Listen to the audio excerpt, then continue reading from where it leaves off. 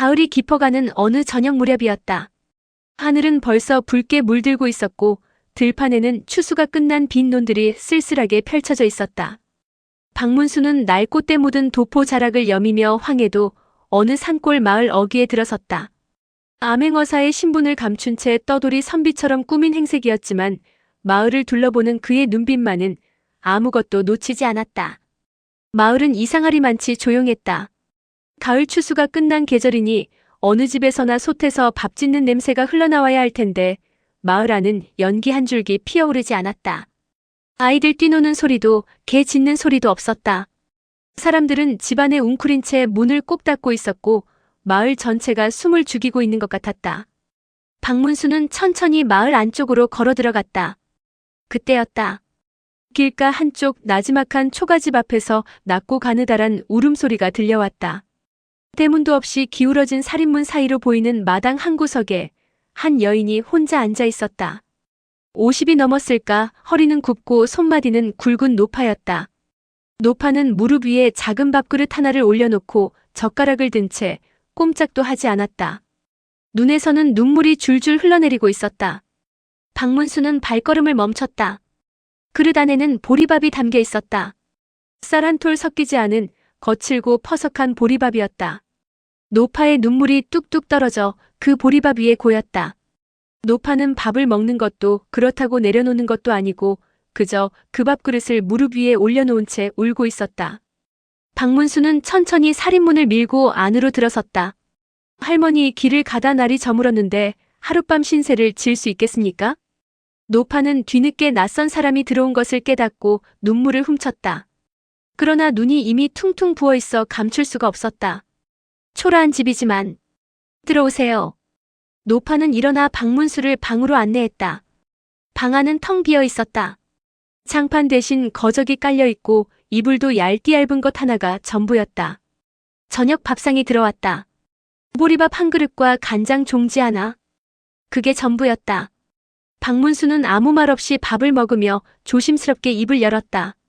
할머니, 아까 마당에서 오시던데 무슨 일이 있으십니까? 노파는 잠시 망설이다가 오래 참아온 것이 터지듯 이야기를 꺼내기 시작했다. 아들이 있었어요. 이 집에서 저하고 둘이 살던 아들이. 노파의 목소리가 떨렸다. 우리 아들은 죄가 없어요. 아무 죄도 없는 아이인데 지난 봄에 관가에 끌려갔어요. 이야기는 이랬다. 이 마을 수령 김씨는 탐욕스럽기로 소문난 사람이었다. 세금을 2배로 걷는 것은 기본이고 부역을 시켜놓고도 품삯을 주지 않았다. 백성들은 해마다 빚을 지며 살아갔고 그 빚이 쌓이면 수령은 땅 문서를 빼앗아갔다. 항의하는 자는 이런저런 죄목을 붙여 관가에 가뒀다. 노파의 아들 돌쇠는 24살의 성실한 청년이었다. 그는 어머니와 함께 작은 밭되기를 일구며 살았는데 수령이 이 밭을 탐냈다. 그 밭이 원래 수령 집안 선산과 붙어있다는 이유였다. 수령의 신복이 찾아와 땅을 내놓으라고 협박했지만 돌쇠는 거절했다. 조상대대로 물려온 땅이었다. 그러자 며칠 후 이웃 마을에서 닭 10마리가 없어졌다는 신고가 들어왔고 수령은 아무런 증거도 없이 돌쇠를 도둑으로 몰았다. 돌쇠는 관가에 끌려가 곤장을 맞고 북쪽 산골 광산으로 강제부역을 가게 됐다. 그게 봄이었어요. 벌써 반년이 넘었는데 아무 소식이 없어요. 노파는 다시 눈물을 흘렸다. 그 광산이 얼마나 힘든 곳인지 다들 알아요. 거기 한번 가면 살아 돌아오기 어렵다고. 마을 사람들이 그러는데. 박문수는 밥그릇을 내려놓았다. 눈빛이 달라져 있었다. 할머니, 그 이야기를 관가에 억울하다고 말한 분은 없으셨습니까? 노파가 쓴웃음을 지었다. 말했지요. 제가 직접 갔어요. 근데 수령나리가 저를 보더니 내 아들이 도둑질한 것도 모자라 어미까지 관가에 와서 행패를 부린다고 오히려 저를 내쫓았어요. 마을 사람들도 수령이 무서워서 아무도 나서주지 않아요. 박문수는 그날 밤 잠을 이루지 못했다. 노파가 들어간 방 안에서는 새벽이 되도록 낮은 울음소리가 끊이지 않았다. 박문수는 거적 위에 앉아 그 소리를 들으며 밤을 지새웠다. 다음 날 아침 박문수는 노파 몰래 일찍 집을 나섰다. 그는 마을을 돌아다니며 이 집 저 집 문을 두드렸다. 떠돌이 선비라는 핑계를 대며 이런저런 이야기를 들었다. 처음에는 다들 입을 굳게 닫았다. 그러나 한 사람이 조심스럽게 입을 열자 오래 눌렸던 것이 터지듯 이야기들이 쏟아지기 시작했다. 수령 김씨가 세금을 2배로 거둔 것, 부역 품삯을 착복한 것, 마음에 드는 땅을 가진 농민들을 억지 죄목으로 엮어 내쫓은 것, 광산 부역을 빙자의 젊은 남자들을 마구잡이로 잡아간 것. 피해를 입은 집이 한둘이 아니었다. 마을의 젊은이 12명이 그렇게 끌려갔고 그중 2은 이미 죽었다는 소문이 돌고 있었다. 박문수는 그날 저녁 관아 근처를 직접 살폈다. 수령의 집은 화려했다. 기와가 번듯하게 올라가 있고 문 앞에는 하인이 2명이나 지키고 섰다. 담장 너머로 고기 굽는 냄새가 흘러나왔다. 백성들이 쌀 한 톨 없이 보리밥도 제대로 못 먹는 동안 수령은 배불리 먹고 살고 있었던 것이다. 박문수는 그 담장 앞에서 멈춰 섰다가 조용히 발길을 돌렸다. 이틀 후 장이 서는 날이었다. 마을 장터에 사람들이 모여들었다. 그런데 갑자기 관아 쪽에서 포졸들이 몰려왔다. 수령 김씨가 의관을 정지하고 나타났다. 오늘 세금 미납자들을 끌고 가겠다는 것이었다. 겨우 추수를 끝낸 농민들의 낯빛이 흙빛이 됐다. 바로 그 순간이었다. 군중 속에서 한 남자가 천천히 앞으로 걸어 나왔다. 낡은 도포를 입은 수수한 차림이었다. 수령은 눈살을 찌푸렸다. 류시오?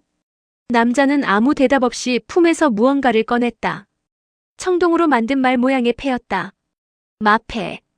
임금이 직접 내려준 암행어사의 증표였다. 암행어사 출두요. 그 한마디에 장터가 얼어붙었다. 수령 김씨의 얼굴이 새하얗게 질렸다. 뒷걸음을 치려 했지만 이미 박문수의 수행원들이 사방을 에워싸고 있었다. 박문수는 수령을 향해 조목조목 따졌다. 세금을 2배로 거둔 것, 부역 품삯을 착복한 것, 죄 없는 백성들에게 억지 죄명을 씌워 광산으로 보낸 것. 이 중 사실이 아닌 것이 있으면 말해보시오. 수령은 입술만 파들파들 떨 뿐 한마디도 하지 못했다.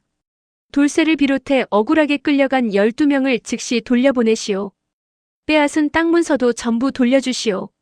착복한 세금과 품삯은 낱낱이 계산해서 백성들에게 돌려줘야 하오. 수령은 그 자리에서 포박됐다. 사흘이 지나지 않아 광산에서 돌쇠가 돌아왔다. 반년 만이었다. 얼굴은 까맣게 타고 몸은 야위었지만 2발로 걸어 집 앞에 나타났다. 노파는 아들을 보는 순간 마당에서 그대로 주저앉았다. 말도 못하고 아들의 손을 꼭 잡은 채 한참을 울었다. 돌쇠도 어머니를 끌어안고 눈물을 흘렸다. 마을 사람들은 하나둘 모여들어 그 모습을 지켜봤다. 눈시울을 붉히는 사람도 있었고 조용히 손을 맞잡는 사람도 있었다. 박문수는 그 마을을 떠나기 전에 노파의 집 앞에 잠시 멈춰 섰다. 부엌에서 속 끓는 소리가 들렸다. 노파가 아들에게 밥을 짓고 있는 것이었다. 이번엔 보리밥이 아니었다. 박문수는 그 소리를 잠시 듣다가 소리 없이 발길을 돌렸다. 나중에 마을 사람들이 전한 이야기로는 그날 저녁 노파의 집에서 처음으로 쌀밥 짓는 냄새가 흘러나왔다고 했다. 눈물 대신 웃음이 그 밥상에 올라온 날이었다. 구독과 좋아요 부탁합니다.